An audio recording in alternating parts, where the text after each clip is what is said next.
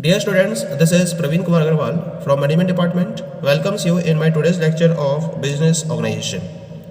In today's lecture, we will discuss upon the topic Business Combination. यानी कि आज के लेक्चर में हम बिजनेस कॉम्बिनेशन के टॉपिक को कवर अप करेंगे। क्या मतलब होता है बिजनेस कॉम्बिनेशन का? बिजनेस यानी कि यहाँ पर हम दो या ज़्यादा बिजनेस फर्म्स की बात करेंगे और कॉम्बिनेशन मतलब उनके कंबाइंड होने की बात करेंगे, यानी कि वो अपने ऑपरेशंस को जब कंबाइंड कर लेती है, जब दो या दो से ज़्यादा बिजनेस फर्म्स अपने ऑपरेशंस को एक दूसरे के साथ में कंबाइंड होकर सिंगल वे में रन करती हैं, तो हम उसको बिजनेस कॉम्बिनेशन का नाम देते हैं। ज़रूरत क्यों हुई बिजनेस कॉम्बिनेशन की? तो एक बहुत सीधा सा आंसर है इसका, this was the very tough competition which forced the firms to combine with each others. बहुत ज़्यादा कंपटीशन अराइज होने लगा था और उस कंपटीशन की वजह से बहुत टिपिकल सिचुएशंस मार्केट में क्रिएट हो गई थी, जिसकी वजह से फर्म्स सर्वाइव नहीं कर पा रही थी। तो अपने सर्वाइवल को एंश्योर करने के पॉइंट ऑफ व्यू से एक प्रॉपर सॉल्यूशन सर्च किया गया और वो सॉल्यूशन था कंबाइन होना। तो फर्म्स ने एक दूसरे के साथ में अपने ऑपरेशंस को कंबाइन किया और इस कंपटीशन को अवॉइड करना शुरू कर दिया, जिसकी वजह से उनका सर्वाइवल पॉसिबल होने लगा था। क्योंकि मार्केट में बहुत टफ कंपटीशन था, बहुत इंटेंसिव कंपटीशन था और उसकी वजह से फर्म्स का सर्वाइवल बहुत मुश्किल हो गया था। It was very difficult for the firms to survive in the market. अब अगर कोई स्ट्रॉन्ग यूनिट है जिसके पास एनफ क्वांटिटी में रिसोर्सेज की अवेलेबिलिटी है, फाइनेंशियल पोजीशन उसकी बहुत साउंड है, बहुत स्ट्रॉन्ग है, तो कमज़ोर जो फर्म्स थी या जो वीक फर्म्स थी उनके अगेंस्ट में अपनी स्ट्रेंथ का एडवांटेज वो लेके सर्वाइव करने की पोजीशन में थी। वो तो ऐसा कर सकती थी। प्राइस कट हो रहे थे और प्राइस कट होने का उस पर कोई भी इम्पैक्ट नहीं पड़ रहा था, लेकिन जो वीकर फर्म्स थी, जो एवरेज लेवल पर फर्म्स थी, वो सर्वाइव नहीं कर पा रही थी। इसी वजह से एक ज़रूरत महसूस की गई कि भाई एक दूसरे के साथ में कोऑपरेट किया जाए और एक दूसरे के साथ में अपने ऑपरेशंस को कंबाइन किया जाए, जिससे कि जो वेस्टफुल कंपटीशन है, जो रिलेंटलेस कंपटीशन है, कट थ्रॉट कंपटीशन है, उसको अवॉइड किया जा सके और अवॉइड करके अपने सर्वाइवल को बचाया जा सके। तो इस पर्टिकुलर सब्स्टिट्यूट को फर्म्स ने फॉलो करना शुरू कर दिया और उन्होंने एक डॉक्ट्राइन पर वर्कआउट करना शुरू कर दिया। और ये डॉक्ट्राइन क्या था? United we stand, divide we fall. यानी कि जितना हम संगठित रहेंगे उतना हम आगे बढ़ेंगे, जितना हम डिवाइड होंगे उतना हम पीछे चले जाएंगे। तो इस पर्टिकुलर डॉक्ट्राइन पर उन्होंने वर्कआउट करना शुरू करा और कंपटीशन को अवॉइड करते हुए एक दूसरे के साथ में बिजनेस को यूनाइटेड वे में रन करना शुरू कर दिया था। तो इस कॉन्सेप्ट को बिजनेस कॉम्बिनेशन का नाम दिया गया। इसका मतलब हम कह सकते हैं कि जो बिजनेस कॉम्बिनेशंस हैं, these are the combinations formed by two और more business units with a view to achieve certain common objectives, especially eliminating of competition. The motivation behind the combination may be to obtain economies of large scale production or eliminate wasteful competition or enhance prices. यानी कि जब दो या दो से ज़्यादा business unit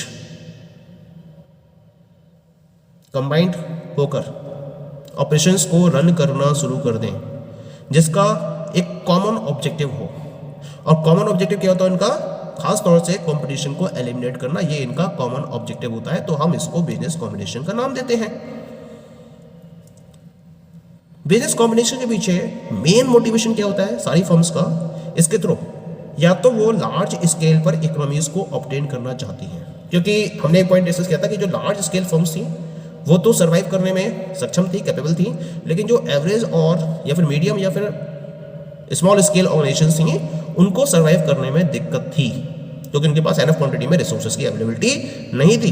तो उन्होंने सोचा कि कंबाइन जब होंगे, जब छोटी छोटी फर्म्स एक दूसरे के साथ में कंबाइन हो जाएंगे तो क्या होगा, वो लार्ज स्केल की इकोनॉमीज को ऑब्टेन करने में कैपेबल हो पाएंगी, क्योंकि स्मॉल रिसोर्सेज को कलेक्ट करके वो स्मॉल रिसोर्सेज में कन्वर्ट करेंगे और उन स्मॉल रिसोर्सेज के उन लार्ज रिसोर्सेज के बेसिस पर वो लार्ज स्केल की इकोनॉमीज को ऑब्टेन कर लेती हैं, जो लार्ज स्केल फर्म्स ही ऑब्टेन कर पाती हैं प्रोडक्शन में, मार्केटिंग में, सेल में, हर जगह। इसके साथ साथ वो वेस्टफुल कंपटीशन को एलिमिनेट कर सकती है या फिर अपनी प्रेस्टिज को एनहेंस कर सकती हैं। तो इन सारे कॉमन ऑब्जेक्टिव या ये मोटिवेशन पॉइंट थे, इनको फोकस करते हुए फर्म्स ने एक दूसरे के साथ में कंबाइन होना शुरू कर दिया था और इसी वजह से बिजनेस कॉम्बिनेशन का जो टॉपिक था या कॉन्सेप्ट था वो एग्जिस्टेंस में आया। Now we will discuss one of the definition of business combination that was given by Henny. Henny के according business combination is to simply become one of the part of a whole, and a combination is merely a union of persons to make a whole or group for the prosecution of some common purpose. Henny के according combine होने का मतलब है किसी एक particular whole part या whole of the group का part बन जाना। जब आप एक होल ऑफ द ग्रुप का पार्ट बन जाते हो इसका मतलब आप कंबाइन हो चुके हो। और कॉम्बिनेशन का मतलब क्या होता है, यूनियन ऑफ पर्सन्स, यानी कि जो पर्सन्स की यूनियन है जिसकी वजह से एक होल या फिर एक ग्रुप को फॉर्म किया जाता है और इस ग्रुप या होल ऑफ द पर्सन्स का एक कॉमन पर्पस होता है जिसके लिए सारी फर्म्स एक दूसरे के साथ में कंबाइन होती हैं। तो जब हम यूनियन ऑफ पर्सन्स की बात करते हैं जिसके बेसिस पर एक ग्रुप को फॉर्म किया जाता है तो इसको कॉम्बिनेशन का नाम दिया जाता है। और ये जो कॉम्बिनेशन है वो कुछ पर्टिकुलर कॉमन पर्पस को प्रोसिक्यूट करने के पॉइंट ऑफ व्यू से फॉर्म किया जाता है। ये कहना था हैनी का।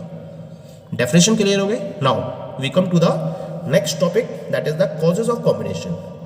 कॉम्बिनेशन के पीछे मेन कॉजेज क्या थे या वो कौन कौन से रीजंस थे जिनकी वजह से कॉम्बिनेशन को एक्सेप्ट किया गया था बाय द बिजनेस फर्म्स।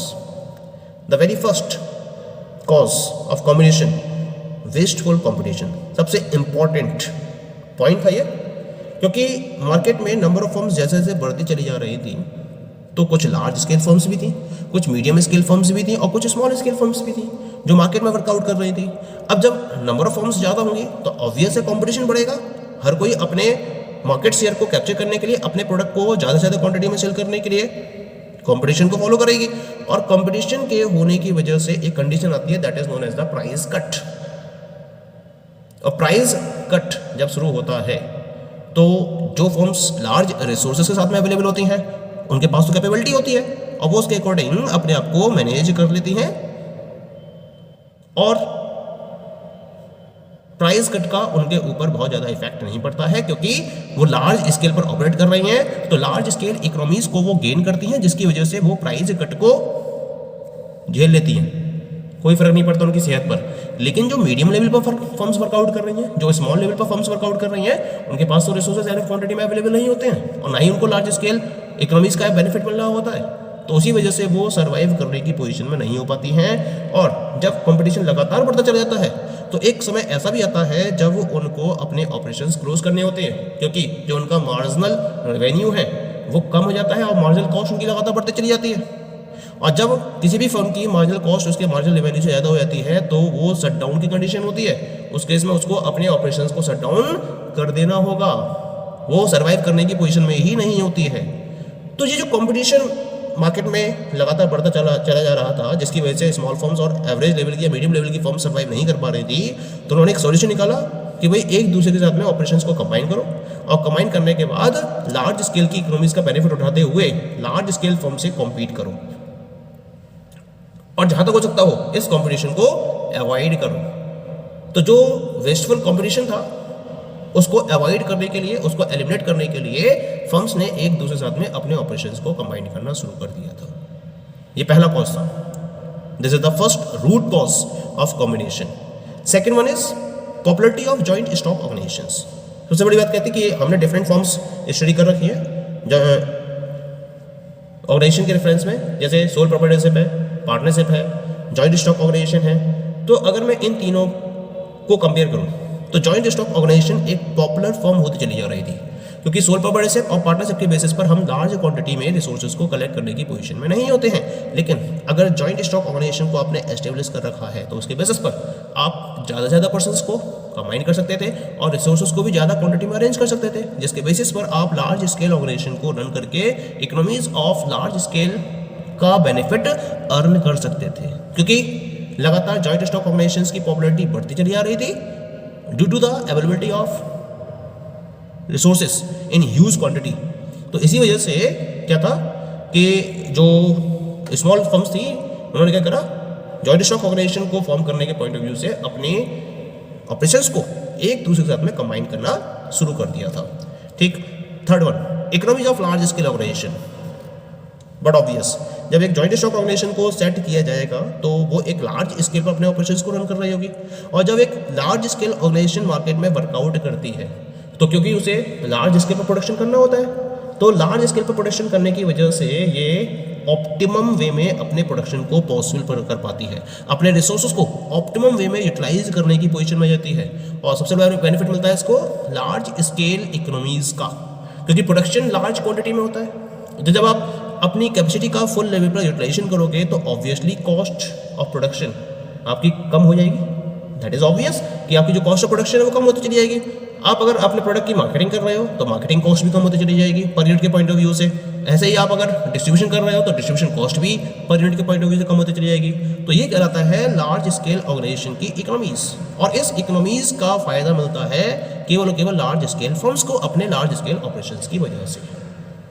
ठीक, तो ये भी एक रीजन था जिसकी वजह से फर्म्स ने एक दूसरे के साथ कंबाइन होना शुरू कर दिया और उन्होंने एक लार्ज स्केल ऑर्गेनाइजेशन को सेटअप किया। ठीक, नेक्स्ट हम बात करते हैं फोर्थ पॉइंट की। The fourth point is lust for power. सबसे बड़ी बात कहती है एक पावर चाहिए मुझे। अगर कंसंट्रेशन की एक चाहत थी है ना कुछ लोगों में, और उन्होंने उस पावर को गेन करने के पॉइंट ऑफ व्यू से क्या करा, छोटी छोटी फर्म्स को अपने साथ में मिक्स करना शुरू कर दिया। तो जब छोटी छोटी फर्म्स थी उनको अपने साथ में मिक्स करा तो उन्होंने एक लार्ज स्केल ऑर्गेनाइजेशन को सेटअप कर लिया। तो एक तरीके की उन्होंने मोनोपोली से क्रिएट कर ली थी मार्केट के अंदर, और उस मोनोपोली की वजह से क्या हुआ, उन्होंने मार्केट में अपनी पकड़ बना ली और उनके पास कंप्लीट मार्केट की पावर का कंसंट्रेशन हो गया था। तो एक पावर की लस्ट थी, और उस लस्ट फॉर पावर की वजह से कुछ फर्म्स, कुछ पर्टिकुलर पर्सन्स ऐसे थे मार्केट के अंदर जिन्होंने स्मॉल फर्म्स को अपने साथ में कंबाइन करके लार्ज स्केल की फर्म में कन्वर्ट करना शुरू कर दिया, और कॉम्बिनेशन के बेसिस पर उन्होंने ऐसा किया, और उसके बेसिस पर उन्होंने आर्टिफिशियल मोनोपोली की कंडीशंस को क्रिएट करना शुरू कर दिया था। ठीक, third one, next one is the fifth one, influence of tariffs. Tariff का मतलब है यहाँ पर प्राइस से, यानी जिस पर्टिकुलर प्राइस पर फर्म्स अपने प्रोडक्ट को मार्केट में सेल कर रही हैं और जिसके बेसिस पर मार्केट में कंपटीशन हाई लेवल पर पहुंच जाता है। तो जब कंपटीशन मार्केट में एग्जिस्ट करता है तो सबसे ज़्यादा इम्पैक्ट किस पे पड़ता है, टैरिफ्स पर, और इन पर्टिकुलर प्राइस की वजह से जो स्मॉल फर्म्स हैं या जो मीडियम फर्म्स हैं वो मार्केट में सर्वाइव नहीं कर पाती है, क्योंकि उनकी कॉस्टिंग जो है वो तो वही रहती है, उस पर्टिकुलर कॉस्टिंग पर वो अपने प्रोडक्ट को प्रोड्यूस कर रही है। लेकिन जब प्राइस कम हो जाते हैं तो उसकी वजह से जो उनका मार्जिनल रेवेन्यू है वो मार्जिनल कॉस्ट से कम हो जाता है, जिसकी वजह से वो सर्वाइव नहीं कर पाती हैं। लेकिन जब वो अपने ऑपरेशंस को कंबाइंड कर लेती हैं तो कंबाइंड करने के बाद उनके पास रिसोर्सेज सफिशिएंट क्वांटिटी में अवेलेबल, सफिशिएंट अमाउंट में अवेलेबल होते हैं, और उसकी वजह से वो लार्ज स्केल इकोनॉमीज को गेन कर पाती हैं, और टैरिफ पर कहीं ना कहीं उनका एक इन्फ्लुएंस रहता है, क्योंकि जब कॉस्टिंग कम होगी तो ऑब्वियसली वो प्राइस को कॉम्पिटिटिव वे में डिसाइड करने में कैपेबल होंगी, और उसके बेसिस पर वो मार्केट में प्रॉपर्ली कॉम्पीट भी कर पाएंगी। तो कॉम्बिनेशन का एक सबसे बड़ा रीजन क्या रहा था इसमें कि जो टैरिफ्स के ऊपर जो इन्फ्लुएंस था, उस इन्फ्लुएंस को ध्यान में रखते हुए फर्म्स ने एक दूसरे के साथ में कंबाइन होना शुरू कर दिया था। ठीक, next one, vagaries of trade cycles. क्योंकि हर पर्टिकुलर ट्रेड की अपनी एक साइकिल होती है। साइकिल का मतलब है कि कभी इसमें बूम होता है और कभी इसमें डाउन होता है, रिसेशन होता है, अप एंड डाउन चलते रहते हैं। कभी तो बहुत ज़्यादा डिमांड होती है, किसी भी ट्रेड के अंदर प्रोडक्ट की डिमांड बहुत ज़्यादा होती है, और कभी उसकी डिमांड बहुत कम होती है। अब इस अप एंड डाउन की वजह से क्या होता है कि कभी तो सेल बहुत ज़्यादा होती है और कभी सेल बहुत कम होती है। तो जब सेल कम होती है तो इसके नेगेटिव इम्पैक्ट को अवॉइड करने के लिए फर्म्स ने एक दूसरे के साथ में कंबाइन होना शुरू कर दिया, क्योंकि जब फर्म्स एक दूसरे के साथ में कंबाइन होंगी तो इस कॉम्बिनेशन के बेसिस पर फर्म्स क्या कर सकती हैं, जो ट्रेड साइकिल्स हैं उसके नेगेटिव इम्पैक्ट को अवॉइड करने की पोजीशन में आ सकती थी, क्योंकि जब उन्हें रिक्वायरमेंट होगी तो उसके अकॉर्डिंग वो अपने रिसोर्सेज को प्रॉपर्ली मैनेज कर सकती थी अगर एक दूसरे के साथ में उन्होंने ऑपरेशंस को कंबाइंड वे में फॉलो किया हुआ है। तो कुल मिला के जो ट्रेड साइकिल की वेगरीज थी उनको अवॉइड करने के लिए भी फर्म्स ने एक दूसरे के साथ में कंबाइन होना शुरू कर दिया था। Next one is the rationalisation. Rationalisation के कॉन्सेप्ट को फोकस करने के लिए, यानी कि एक परफेक्ट वे में डिसीजंस को फॉलो करने के पॉइंट ऑफ व्यू से भी फर्म्स ने एक दूसरे के साथ में कंबाइन होना एक्सेप्ट कर लिया था, क्योंकि जब नंबर ऑफ फर्म्स ज़्यादा होंगी तो डिसीजन मेकिंग बहुत ज़्यादा रेशनल नहीं हो सकती, रेशनलाइजेशन के कॉन्सेप्ट को आप बहुत परफेक्टली फॉलो नहीं कर सकते। लेकिन जब फर्म्स एक दूसरे के साथ में कंबाइन हो जाएंगी तो जो फर्म्स पहले सेपरेट वे में स्ट्रेटजीज को फोकस कर रही थी अब क्या कर रही है अब वो एक साथ कंबाइन होकर डिसीजन मेकिंग को फॉलो कर रही हैं। तो यहाँ जो इनकी डिसीजन मेकिंग होगी वो बहुत ज़्यादा स्ट्रांग होगी, उसमें एक रेशनलाइजेशन का कॉन्सेप्ट इन्वॉल्व हो जाएगा और उसकी वजह से वो एक परफेक्ट वे में अपने डिसीजंस को फाइनलाइज करने की पोजीशन में आ चुकी थी। ये भी एक कॉम्बिनेशन का रीजन था। Next one is the organising ability. But obvious है, जब डिफरेंट एबिलिटी के साथ में डिफरेंट फर्म्स मार्केट में ऑपरेट कर रही हैं और जब वो एक दूसरे के साथ में कंबाइन होगी तो हर किसी के पास कुछ ना कुछ तो एक खासियत रही होगी, कुछ ना कुछ खासियत तो होगी। जब वो एक दूसरे के साथ में कंबाइन होती हैं तो उनकी जो भी स्पेशलिटीज होती हैं वो मिक्स हो जाती है और मिक्स होने से हर एक स्पेशलिटी एक दूसरे के काम आती है। और जब डिफरेंट स्पेशलाइज्ड पर्सन्स एक दूसरे के साथ में कंबाइन होकर अपने ऑपरेशंस को रन करते हैं तो बेस्ट वे में किसी भी पर्टिकुलर प्रॉब्लम का सॉल्यूशन सर्च कर सकते हैं, क्योंकि इनका एक कॉमन ऑब्जेक्टिव था और उस कॉमन ऑब्जेक्टिव को अचीव करने के पॉइंट ऑफ व्यू से ही ये फर्म्स एक दूसरे के साथ में कंबाइन होती थी।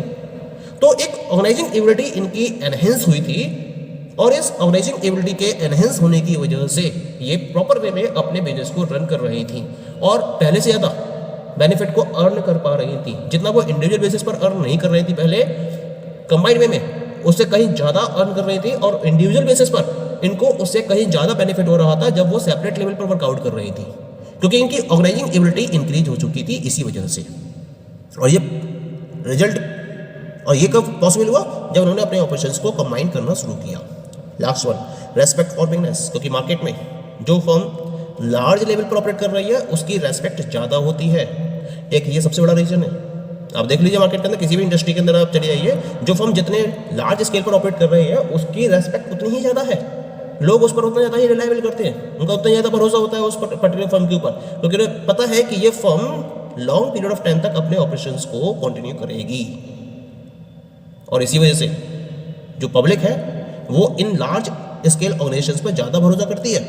तो बिगनर्स की रेस्पेक्ट थी और इस बिगनर्स की रेस्पेक्ट को ध्यान में रखते हुए जो स्मॉल स्केल फर्म्स थी या जो मीडियम स्केल फर्म्स थी उन्होंने एक दूसरे के साथ में कंबाइन होकर लार्ज स्केल फर्म्स को फॉर्म किया, एक दूसरे के साथ में अपने आप को कंबाइन किया और अपने ऑपरेशंस को कंटिन्यू किया। So these are some of the causes due to which business combination came into existence. Thank you.